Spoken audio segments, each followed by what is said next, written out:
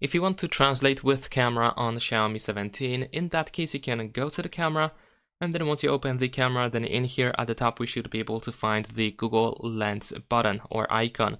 So if you tap over here, you will open Google Lens. We need to grant all the necessary permissions, and in here we can switch to the translate option. Now we should be able to point at a text, whether it is like a document, a poster, I don't know, anything that is written in a foreign language. The language should be detected, but in case it is incorrectly detected, then of course you can tap over here and you can choose the specific language, and of course we can choose the target language that is going to be translated to, I mean the text of course.